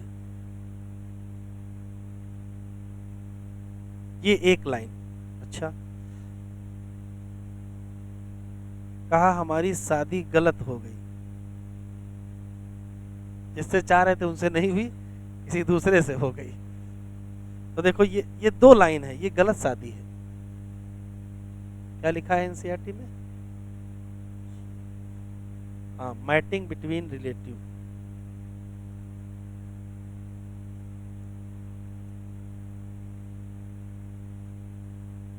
और एनसीईआरटी में जो शब्द लिखा है कंसेंगुनियस मैटिंग, दूषित। अब दूषित का मतलब ठीक मैटिंग नहीं, जैसे भाई बहन की शादी कर दीजिए, ये ऐसी मैटिंग। सुन लो, ह्यूमन पॉपुलेशन को छोड़ के दुनिया में कोई भाई बहन नहीं है। बाकी और बहुत सारे एनिमल है नहीं, भाई बहन का कॉन्सेप्ट तो केवल ह्यूमन पॉपुलेशन में ना, और किसी पॉपुलेशन में तो है नहीं। और जेनेटिक्स क्या इंसानों पर लागू है? ऐसा भी नहीं। तो अगर एक लाइन है तो नॉर्मल मैटिंग है, ये सही चीज है। फ्रांसिस गाल्टन कहते हैं कि क्लोज रिलेटिव में शादी नहीं होनी चाहिए। अब क्लोज रिलेटिव का मतलब जिनसे खून का रिश्ता हो, क्योंकि उनकी जीन क्या होंगे, मिलते जुलते होंगे ना। अगर एक ही माँ के बच्चे हैं, एक के पास कैपिटल एच है, एक के पास स्मॉल एच है, ऐसा हो सकता है ना, या दोनों के पास स्मॉल एच है, तो क्लोज रिलेटिव मेटिंग नहीं करनी चाहिए। ये कौन कहते हैं? फ्रांसिस गाल्टन कहते हैं, उनका कॉन्सेप्ट है। ठीक है, तो मैटिंग बिटवीन रिलेटिव को इससे कहा गया। अच्छा, फिर इसने कहा कि हमारी सही शादी हुई और हमारे सही बच्चे हुए। देखो एक लाइन जो ये है, बेटा बातचीत ना करो, ये क्या है? मैटिंग। और जो ये लाइन है, ये बच्चों को रिप्रेजेंट करती है। तो इसने कहा कि हमारे 2 बच्चे हुए, तो जो ये बच्चा है ये फर्स्ट चाइल्ड माना जाएगा लेफ्ट से, और ये जो है ये सेकंड। ये क्या है? ये कंडीशन है पेरेंट विद चिल्ड्रेन, और वो भी लेफ्ट टू राइट। ठीक है, और क्या है इसके बाद?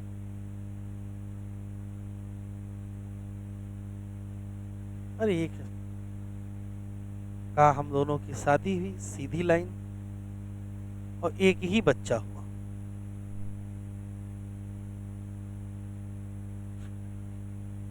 वो भी बीमार हो गया है ना। इतना खुश काहे हो गए हो?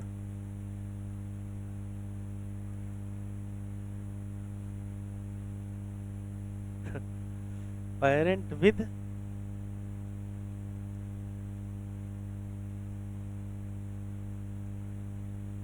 इसी नाते पहले 9-11 बच्चे होते थे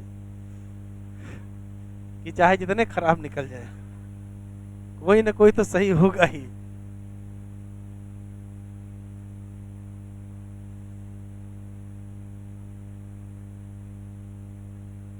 कहा ये सिंबल कैसा है?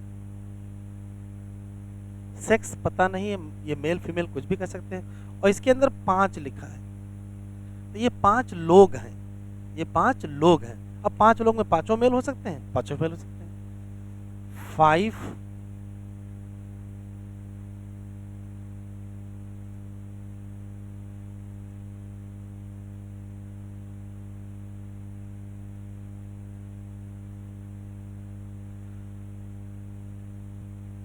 लिख लिया, तो साइड से लिख लीजिए सम पॉइंट टू रिमेंबर, कुछ चीजें याद रखो। सम पॉइंट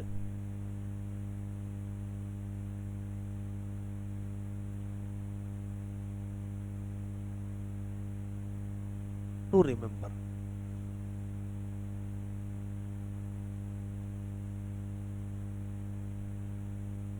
देख लो जरा, जैसे मान लेते हैं कि अगर स्किप जनरेशन दिखाई पड़ता है, स्किप जनरेशन दिखाई पड़ता है तो क्या होगा, और स्किप जनरेशन नहीं दिखाई पड़ता तो क्या होगा। तो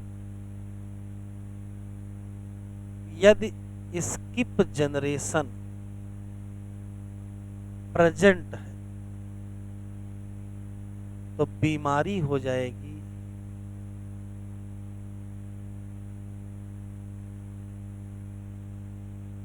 ऑटोसोमल रिसेसिव। ये ऑटोसोमल रिसेसिव हो सकती है।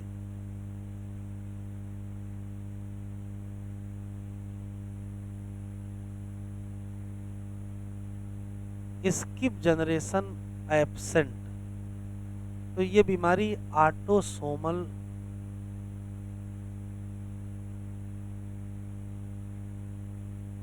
डोमिनेंट हो सकती है। मतलब अगर प्रेजेंट है तो रेसेसिव हो सकती है, एब्सेंट है तो डोमिनेंट हो सकती है। अभी हम आपको दिखाएंगे स्किप जनरेशन, है ना। एक चीज और, ये बताओ हीमोफीलिया के केस में यदि डॉटर सफर है तो फादर कैसा होना चाहिए? सफर होना चाहिए। और अगर फादर नॉर्मल हो तो इसका मतलब फिर ये हीमोफीलिया नहीं है। फिर से सुन लो, यदि कोई डॉटर सफर है तो फादर क्या होना चाहिए? सफर होना चाहिए। और फादर सफर नहीं है और डॉटर सफर है, इसका मतलब फिर ये हीमोफीलिया नहीं है, कन्फर्म हीमोफीलिया नहीं है। हीमोफीलिया में डॉटर सफर तभी होती है जब फादर क्या होते हैं? सफर। और फादर नॉर्मल मिल गए, इसका मतलब क्या है? ये हीमोफीलिया नहीं, कुछ और है। तो यदि मिल जाए क्या?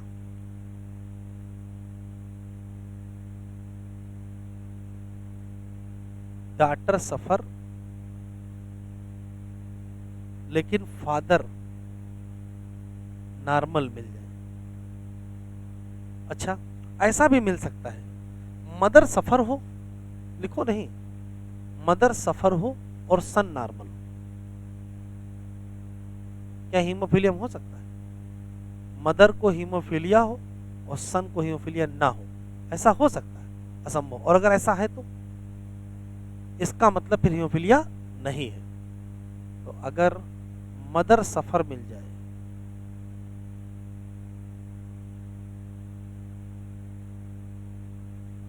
और सन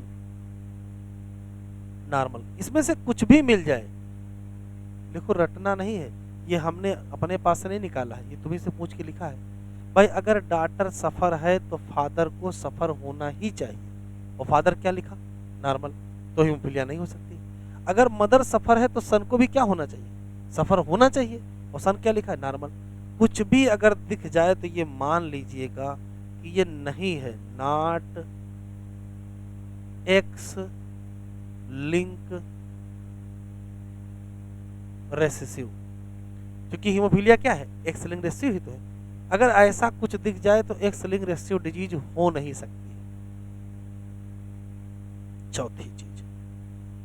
चौथी चीज का ठीक उल्टा लिखना है बस।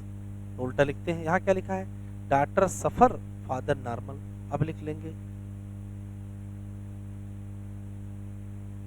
डॉटर नॉर्मल फादर सफर, या इसका उल्टा बोलो, मदर नॉर्मल सन सफर। अगर ये मिल जाए कहीं तो बीमारी नहीं होगी, नॉट एक्स लिंक डोमिनेंट।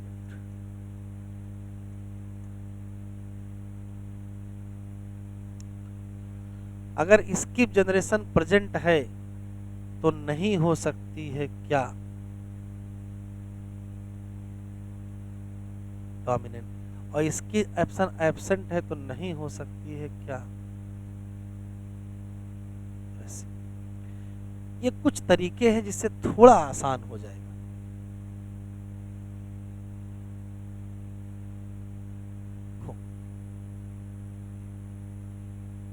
ऐसे ही कोई पेडिग्री बनी मिलेगी आपको और आपसे कहेगा कि आप ये एनालिसिस करके बताओ कि इस पेडिग्री में कुछ लोग बीमार हैं, कुछ लोग नॉर्मल हैं। बताओ ये लोग, जो लोग बीमार हैं वो किस बीमारी से ग्रसित है, मतलब उनको ऑटोसोमल डोमिनेंट डिजीज है कि ऑटोसोमल रेसेसिव डिजीज है कि एक्स लिंक्ड डोमिनेंट है कि एक्स लिंक्ड रेसेसिव, यही 4 ऑप्शन मेन है। तो कैसे पता लगाते हैं ये जरा सीख लो। तो कंफर्म करना तो बहुत मुश्किल होता है कि एग्जैक्ट यही है ही, अंदाजा लगा सकते हो। कैसे, जरा देखो। तो पहला ला स्किप जनरेशन का है, ये देख लो बस। स्किप जनरेशन का मतलब देखो क्या होता है। देखिए ध्यान से सुनिएगा, इस जनरेशन, भाई कितनी जनरेशन है भाई, ये है F0 जनरेशन, ये है F1 जनरेशन, ये है F2 जनरेशन और ये है F3 जनरेशन। देख लो, फिर लिखना नहीं। 4 जनरेशन आपके सामने है। इस F0 जनरेशन में एक को बीमारी है, फिर इनकी जो F1 है उसमें एक लड़की को बीमारी है, एक को नहीं है, लड़के को फिर है। मतलब इस जनरेशन में भी है, इस जनरेशन में भी है। ठीक, इस जनरेशन में किसी को बीमारी नहीं है लेकिन इनको बीमारी है। अगर आप सिर्फ इतने को देखो, इतने को देखो, दिख क्या रहा है, इस जनरेशन में बीमारी है, इस जनरेशन में नहीं है, फिर है। ये क्या हो गया, स्किप हो गया। यहां देखिए इनको बीमारी है लेकिन उनके पेरेंट में बीमारी नहीं है, और फिर उनके पेरेंट में है। तो बीच में एक जनरेशन छूटी ना।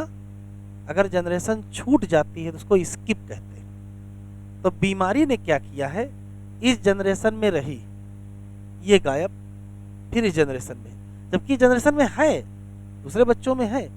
अगर हम सिर्फ इतने को देख रहे हैं तो हमें स्किप दिख रहा है।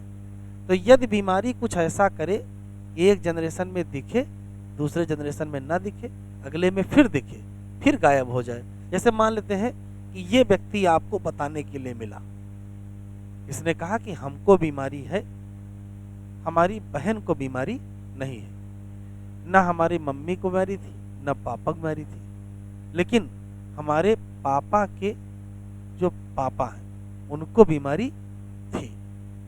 तो कह रहा उनको बीमारी, मतलब हमारे दादा को बीमारी थी और हमको बीमारी है, बीच में हमारे मम्मी पापा को बीमारी नहीं थी। ये क्या है, स्किप है। तो यदि जनरेशन स्किप हो रही है तो ये बीमारी कभी डोमिनेंट नहीं हो सकती। तो अगर डोमिनेंट हो नहीं सकती है तो होगी कौन सी, रेसेसिव होगी। और रेसेसिव में ज़्यादातर संभावना कि वो या तो ऑटोसोमल होगी और नहीं तो फिर वो एक्स लिंक होगी। ठीक, तो इतना देखते ही क्या पता चल गया, स्किप है। तो अगर स्किप है तो क्या नहीं हो सकती है, डोमिनेंट नहीं हो सकती है, स्पेशली ऑटोसोमल डोमिनेंट नहीं हो सकती। दूसरा सवाल, अब 3 ऑप्शन आपके पास बचे हैं। अगर कहीं तरीके से ये दोनों कट जाएं, तीसरे चौथे, तो दूसरा बचेगा। तो देखो हमने अभी आपको बताया कि डॉटर सफर मिल जाए और फादर नॉर्मल मिल जाए, देखो कहीं दिख रहा है?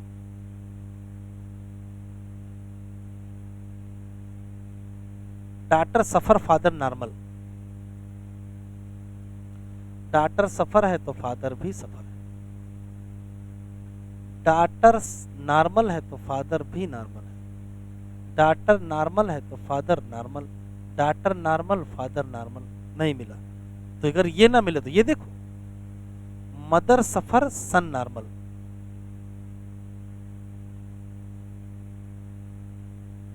मिल गया। ये मदर सफर, ये सन नॉर्मल, मिल गया ना?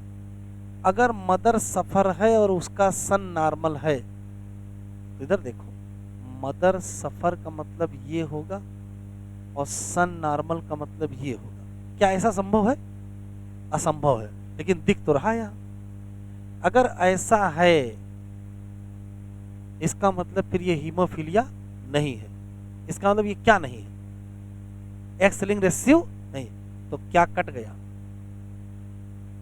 एक्स लिंक रेशियो नहीं है। डोमिनेंट काटने का इसका ठीक उल्टा लिखा है, जो यहां लिखे उसका ठीक उल्टा यहां लिखा है। डॉटर नॉर्मल और फादर सफर, जो कहीं दिख रहा है?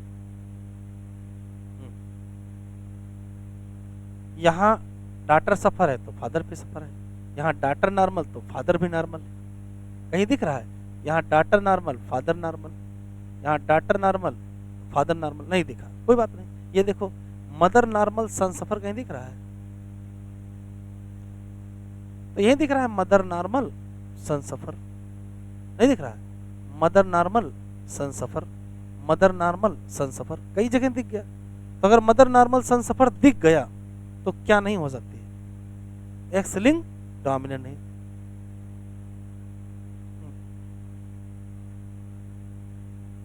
क्या दिक्कत है? अरे ये मिल जाए या ये मिल जाए, कुछ भी मिल जाए, उससे क्या दिक्कत है? मदर नॉर्मल सन सफर कहीं है? बताओ। मदर नॉर्मल सन सफर, मदर नॉर्मल सन सफर, मदर नॉर्मल सन सफर, मिल गया ना? और अगर ये लाइन मिल गई आपको तो क्या कट जाएगा? तो काट दो। क्या चाहते हो, चारों काट दें? चारों काट दें? तो चारों तो कटेगा नहीं। तो आंसर कौन सा? Autosomal recessive. फिर सुने, अभी लग रहा होगा कि बड़ा जटिल प्रक्रिया सर ने बता दी है नहीं, बड़ा आसान है। कैसे करते हैं? सबसे पहले सरसरी नजर में आप स्किप जनरेशन देख लो। अगर आपको स्किप दिख जाए तो डोमिनेंट काट ही दो, सारे डोमिनेंट काट दो। डोमिनेंट कभी स्किप करते नहीं है, डोमिनेंट आपको हर जनरेशन में दिखाई पड़ेंगे। ठीक, एक बात। तो स्किप जनरेशन अगर दिख गई इसका मतलब डोमिनेंट नहीं है, और नहीं दिखी तो फिर हर जनरेशन बीमारी दिख रही तो डोमिनेंट हो सकती है। ठीक है, एक्स लिंक है या एक्स लिंक नहीं है वो यहां से पता कर लीजिएगा। इतना तो बिल्कुल पक्का दिमाग में है ना कि यदि किसी डॉटर सफर है तो उसके फादर को सफर होना कंपलसरी है ना, और अगर फादर सफर नहीं है तो फिर ये हीमोफीलिया नहीं है। और अगर मदर सफर है तो सन का सफर होना कंपलसरी है, और अगर नहीं है तो फिर हीमोफीलिया नहीं है। तो हीमोफीलिया वैसे आप काट दोगे। एक्स लिंक रेसेसिव काटने के जो जुगाड़ हैं उसके ठीक उल्टे जुगाड़ किसके हैं? X link dominant. ये कभी भूलोगे नहीं, ये दो। और ये अगर भूलोगे नहीं तो इसका उल्टा तुरंत लिख लोगे, तो ये भी नहीं भूलोगे। तो बचा क्या? सिर्फ आपको स्किप जनरेशन बची। स्किप जनरेशन अगर दिख गई तो डोमिनेंट नहीं, फिर क्या मिलेगा? रेसो। और स्किप जनरेशन अगर एब्सेंट है तो क्या हो सकता है? डोमिनेंट हो सकता है। तो याद क्या रखना है? सिर्फ स्किप जनरेशन देखना आपको आना चाहिए, एक बात। और आपको ये दो बातें बिल्कुल कंफर्म होनी चाहिए। क्या? डॉटर सफर फादर नॉर्मल, मदर सफर सन नॉर्मल में से अगर कुछ भी मिल जाए तो क्या नहीं हो सकता है? ये एक्स लिंक्ड रेसेसिव मतलब हीमोफीलिया और कलर ब्लाइंडनेस नहीं हो सकती। कंफर्म है ना? सबसे अच्छी किस्मत तब होगी जब एनसीईआरटी की दी हुई पेडिग्री एग्जाम में आ जाएगी। तो दिमाग ही नहीं लगाना, केवल पहचानना है। दो पेडिग्री दी है एनसीईआरटी में, एक डोमिनेंट की दी है और एक रेसिव की दी है। देख लेते हैं एनसीईआरटी खोलो जरा। क्लियर हो गया? क्या करते हैं मैं फिर से रिपीट किए दे रहा हूँ।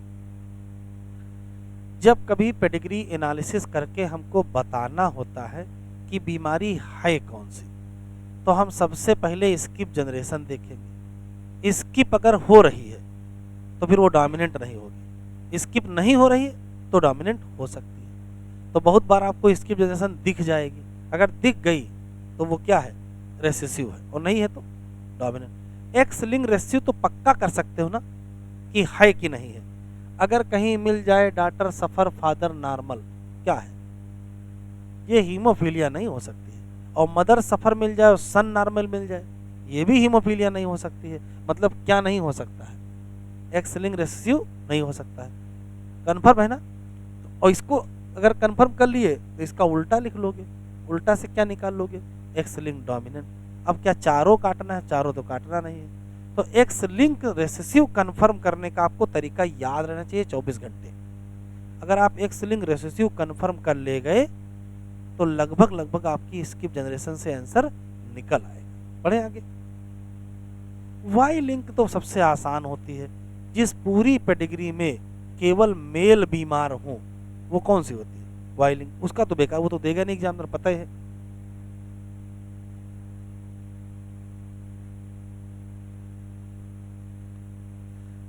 चलो जरा पेडिग्री देख लेते हैं। अब सिर्फ थ्योरी वाला पोर्शन बचा है हीमोफीलिया कलर ब्लाइंडनेस में, समझने वाला सब खत्म हो गया। सारे क्वेश्चन करा डाले हैं।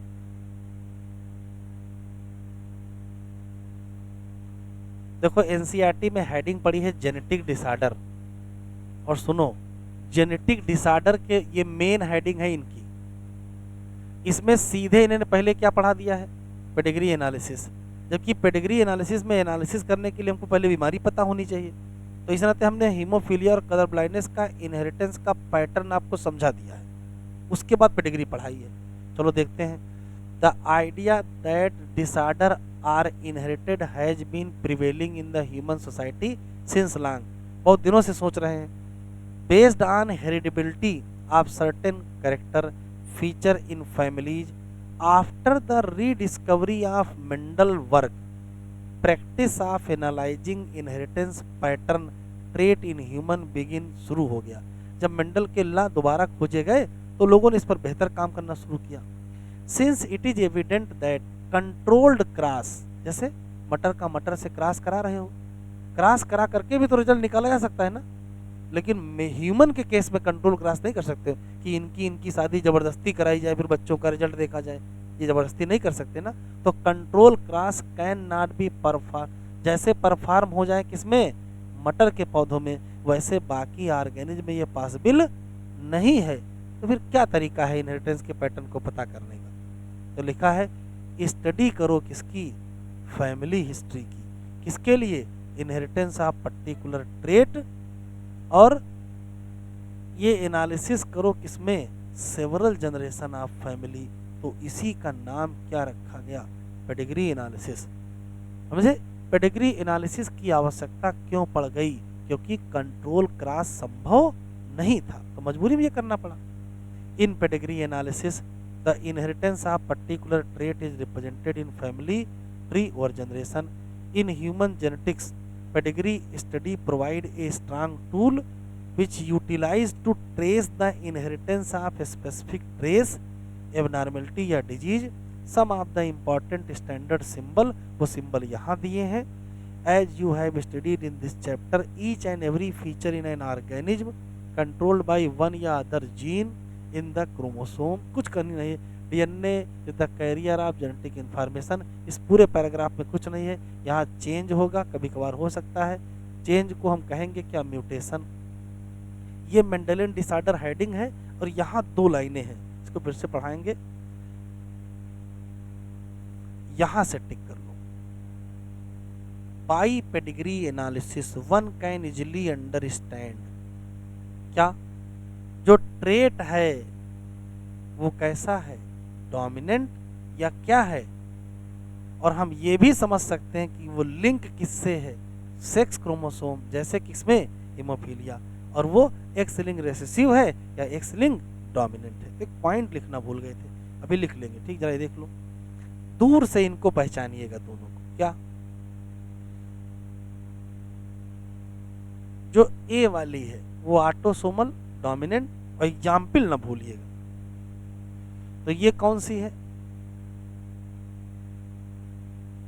देखो, इस जनरेशन में बीमारी है, इस जनरेशन में कुछ लोगों को बीमारी है, कुछ लोगों को नहीं है। इधर देखो, इस जनरेशन में बीमारी नहीं है, तो इस जनरेशन में बीमारी नहीं है। ये स्किप नहीं है, यहां नहीं तो यहां भी तो नहीं है। अगर यहां नहीं और यहां हो जाती तो तब हम कहते हैं स्किप। अब देखो, यहां है तो यहां है, यहां है तो यहां बच्चों में है, यहां नहीं तो यहां नहीं, तो ये स्किप जनरेशन नहीं हो रही है। इसका मतलब ये क्या है? ये डोमिनेंट है। यहां देखो, यहां बीमारी नहीं है लेकिन बच्चों में बीमारी है, स्किप हुआ कि नहीं हुआ? फिर देखो, यहां बीमारी नहीं है फिर बच्चों में है, फिर स्किप हुआ। अगर स्किप है तो रेसेसिव है। तो स्किप बड़ा आसान देखना है, स्किप है तो रेसेसिव और स्किप नहीं है तो डोमिनेंट। ये क्या है बेटा? Autosomal dominant. कौन सी? Myotonic dystrophy. और ये कौन सी है? Autosomal recessive. कौन सी? Sickle cell anaemia. 2 लाइनें लिखाना भूल गए थे, 2 लाइनें लिख लीजिए। ये बताओ पेडिग्री एनालिसिस क्यों करते हैं? तो 3 चीजों के लिए करते हैं। ये पता करने के लिए कि इनहेरिटेंस का पैटर्न कैसा है, क्या मेल से मेल में जा रही है या मेल से फीमेल में जा रही है, क्रिस क्रॉस है या नहीं है। ये पता करने के लिए कि जो डिजीज है वो ऑटोसोम से जुड़ी है कि सेक्स क्रोमोसोम से जुड़ी है, डोमिनेंट है या रेसेसिव है। लिख लीजिए आखिरी लाइन।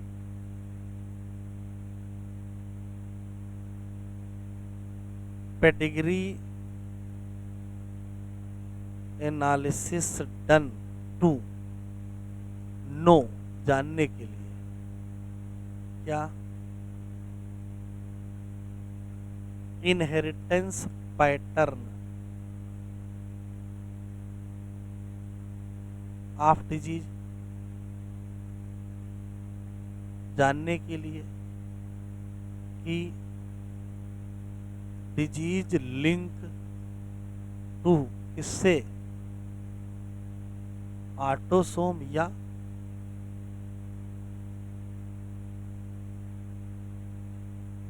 Sex chromosome. ये जानने के लिए disease related with dominant gene या